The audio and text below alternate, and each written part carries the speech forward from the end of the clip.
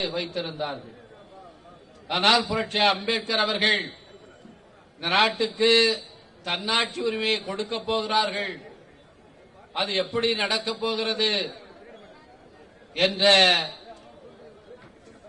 நிலைப்பாட்டை முயற்சியை அன்னைக்கு இருந்த வெள்ளைக்காரர்கள் எடுத்த போது அதற்காக சவுத்பரோ கமிஷன் என்று ஒண்ணு அனுப்பினாங்க. அன்னைக்கு அம்பேத்கருக்கு 28 வயசு.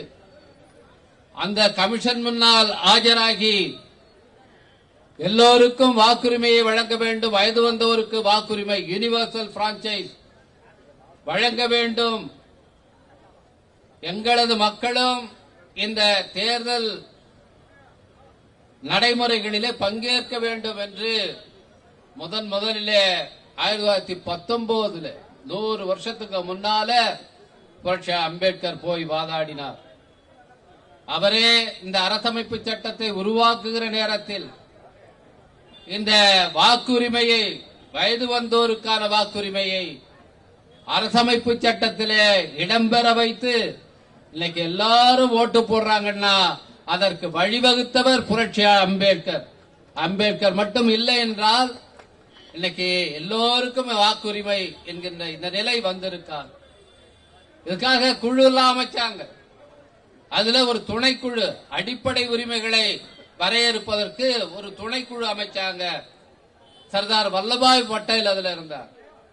அதுல போய் அம்பேத்கர் வாதாடினார், இந்த வாக்குரிமையை அடிப்படை உரிமையாக சேர்க்க வேண்டும், இல்லை என்றால் எதிர்காலத்தில் ஒரு சாதாரண நிர்வாக உத்தரவை போட்டு ஒரு எக்ஸிகியூட்டிவ் ஆர்டர் மூலமாக மக்களுடைய வாக்குரிமையை பறித்து விடுவார்கள்.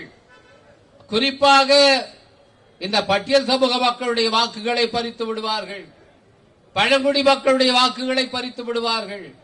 எனவே இதை அடிப்படை உரிமையாக ஆக்க வேண்டும் என்று அங்கே வாதாடினார்.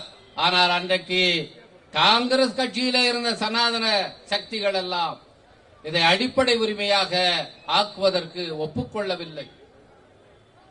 இன்றைக்கு உச்சநீதிமன்றம் வாக்குரிமையை ஒரு கான்ஸ்டிடியூஷனல் ரைட், அரசமைப்பு சட்ட உரிமை என்றுதான் வரையறுத்திருக்கிறது, அடிப்படை உரிமை என்று வரையறுக்கவில்லை. புரட்சி அம்பேத்கர் அவர்கள் அன்றைக்கு வாதாடிய போது அன்னைக்கு அந்த சர்தார் பட்டேல் போன்றவர்கள், ஜவஹர்லால் நேரு போன்றவர்கள் அதை ஏற்றுக்கொண்டிருந்தால் எவ்வளவு எளிதாக இன்றைக்கு தேர்தல் ஆணையத்தை வைத்து பிஜேபி விளையாட முடியாது. இன்றைக்கு இது அடிப்படை உரிமையாக இல்லை, அதனாலதான் ஈஸியா இதை புடுங்கிறதுக்கு பார்க்கலாம்.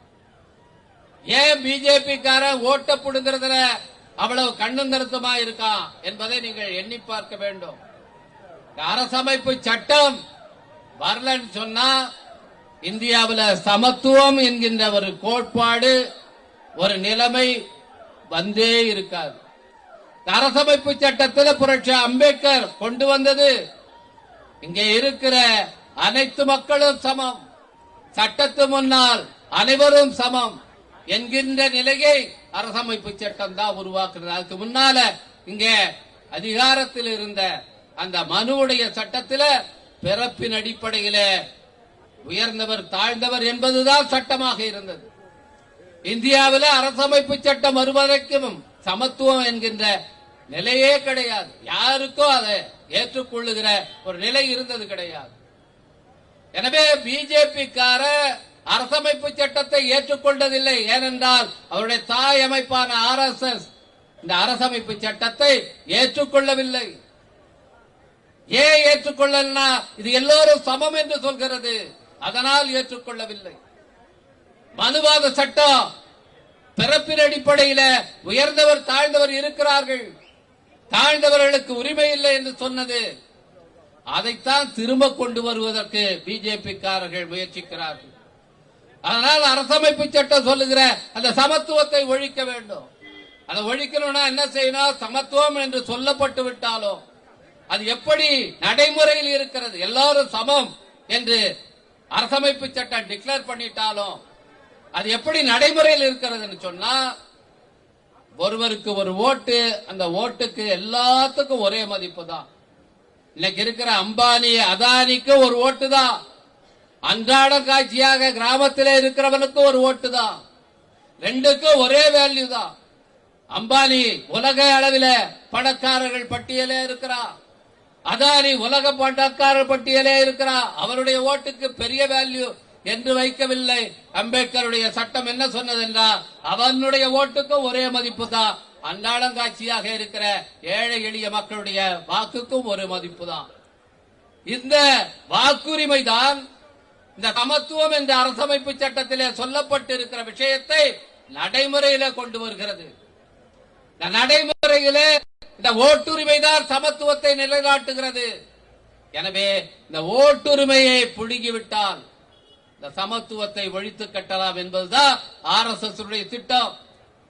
அதனால்தான் இந்த SIR என்ற முறையை கொண்டு வந்து நம்முடைய ஓட்டுரிமையை பிடுங்க பார்க்கிறார்கள். இந்த ஓட்டுரிமை போராட்டத்தின் விளைவாக நமக்கு கிடைத்தது. புரட்சியாளர் அம்பேத்கர் அவர்களால் நமக்கு கிடைத்தது. அவர் உருவாக்கிய அரசமைப்பு சட்டத்தால் இன்றைக்கு பாதுகாக்கப்பட்டிருக்கிறது. அந்த ஓட்டுரிமையை இழந்துவிட்டால் எல்லா உரிமைகளும் நமக்கு இல்லாமல் போய்விடும்.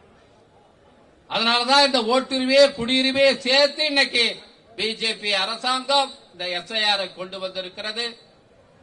இதை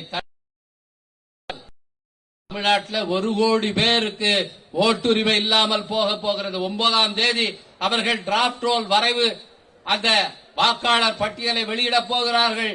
அன்னைக்குத்தான் தெரியும் 1 கோடி பேர் இன்னைக்கு ஓட்டுரிமை இல்லாமல் ஆக்கப்பட்ட. அதுல பெரும்பாலும் யார் இருப்பார்கள் என்றால் பட்டியல் சமூக மக்கள், SC மக்கள் இருக்கும். பழங்குடி மக்களுடைய ஓட்டுகள் பறிபோகும். அதுபோல சிறுபான்மை மக்களுடைய ஓட்டுகள் பறிபோகும். புலம்பெயர்ந்து போய் வேலை செய்கிற புலம்பெயர்ந்த தொழிலாளர்களுடைய ஓட்டுகள் பறிபோகும். இன்னைக்கு ஃபார்ம் கொடுக்கிறா, அந்த ஃபார்ம்லயே 5% 6% பேருக்கு ஃபார்மே கொண்டு போய் கொடுக்க முடியல. அப்படி ஃபார்ம் கொடுக்க முடியாதவங்க யாருன்னு பாத்தீங்கன்னா கிராமப்புறங்கள்ல பட்டியல் சாதி மக்கள் தான், பழங்குடி மக்கள் தான். இந்த ஃபார்மை திருப்பி வாங்கி பதிவேற்றம் செய்யும் போது ஒரு 10% பேர் அந்த பதிவேற்றம் செய்ய முடியாமல் போகும். அவனுக்கெல்லாம் நோட்டீஸ் வரும். அந்த 15% பேர் இப்படி விடுபட போகிறவர்கள் இன்னைக்கு விழுப்புரம் மாவட்டத்தில் நாங்க பூத்தா போய் பார்க்கும்போது அங்கே விடுபடுகிறவர்கள் ஃபார்ம் கொடுக்க முடியாத யாருன்னா அங்க இருக்கிற பட்டியல் சமூக மக்கள் தான், பழங்குடி மக்கள் தான். இன்னைக்கு யாருகிட்ட அந்த ஃபார்மை ஃபில்அப் பண்ணி கொண்டு வர முடியலன்னா அந்த சமூக மக்கள் தான். இன்னைக்கு விழுப்புரம் மாவட்டத்தில் கோட்டக்குப்பம் என்கிற நகராட்சி இருக்கிறது. தமிழ்நாட்டிலே இஸ்லாமியர்கள் அதிகமாக இருக்கின்ற நகராட்சி அது. 40% மக்கள் தொகை இஸ்லாமியர்கள். அங்கே இருக்கிற வாக்காளர்கள் ஒரு 5000 பேருக்கு ஃபார்மே கொடுக்க முடியல. அதுல ஒரு 170 பேர் தான் இறந்து போயிருக்கிறார்கள். மிச்சம் பேர் யார் அதிகமாக இருக்கிறார் என்றால் சுமார் ஒரு 2500 பேர் முஸ்லிம்களுடைய அட்ரஸை கண்டுபிடிச்சு அவங்ககிட்ட ஃபார்மே கொடுக்க முடியல என்று சொல்லுகிறார். ஏன்னா அவங்க எல்லாம் வெளியில வேலையில இருக்காங்க. எனவே அவர்களுக்கு ஃபார்மே கொடுக்க முடியவில்லை. இன்னைக்கு யாருடைய ஓட்டு பறிபோக போகிறது? இஸ்லாமியருடைய வாக்குகள் அங்கே கோட்டக்குப்பத்திலே அதிகமாக பறிபோக போகிறது. அதுபோல ஒவ்வொரு ஊராக எடுத்து பார்த்தால் சிறுபான்மை மக்கள், பழங்குடி மக்கள், பட்டியல் சமூக மக்கள் இவர்களுடைய வாக்குகள் தான் இன்னைக்கு இந்த பாஜகவுடைய இந்த SIR-ஆல் பறிக்கப்பட இருக்கிறது. அதற்காகத்தான் இதை தடுத்து நிறுத்த வேண்டும் என்று நாம் போராடுகிறோம். மற்ற அரசியல் கட்சி எல்லாம் இதெல்லாம் மக்கள் எல்லாம் ஒரு ஓட்டா தான் பாக்குறான். அவனுக்கு ஓட்டு இல்லைன்னா எலெக்ஷன் சமயத்தில் காசு கொடுக்கிறது குறையும் என்று பார்த்து கொண்டு அவன் சும்மா இருக்கிறான். அவனுக்கெல்லாம் இதுல ஒன்றும் அக்கறை கிடையாது பெரிதா. இதை தடுத்து நிறுத்த வேண்டிய கடமை இன்றைக்கு விடுதலை சிறுத்தைகள் இருக்கிறது என்கின்ற உணர்வோடுதான் நம்முடைய தலைவர் பீகார் மாநிலத்தில் SIR அறிவித்த போது விடுதலை சிறுத்தைகள் முதலிலே உச்ச நீதிமன்றத்திலே வழக்கு தொடுத்தது. நம்முடைய தலைவர் பெயரிலே அங்கே வழக்கு தொடுக்கப்பட்டது. அடுத்து தமிழ்நாட்டுக்கு இந்த ஆபத்து வரப்போகிறது என்று தமிழ்நாட்டிலிருந்து போய் முதலிலே வழக்கு தொடுத்தது நம்முடைய தலைவர் தான், விடுதலை சிறுத்தைகள் கட்சி தான். அதுபோல இன்றைக்கும் தமிழ்நாட்டுடைய SIR நிறுத்த வேண்டும் என்று சொல்லி உச்ச நீதிமன்றத்திலே நம்முடைய தலைவர் பெயரிலே வழக்கு தொடுக்கப்பட்டிருக்கிறது. எனவே இது முதன்மையான கடமையாக கருதித்தான் இன்றைக்கு இந்த ஆர்ப்பாட்டத்தை நம்முடைய தலைவர் அவர்கள் இங்கே ஒருங்கிணைத்திருக்கின்றார்கள். அவர் விரிவாக பேசுவதற்கு இடமிட்டு நான் நன்றி கூறி இத்துடன் நிறைவு செய்கிறேன். வணக்கம்.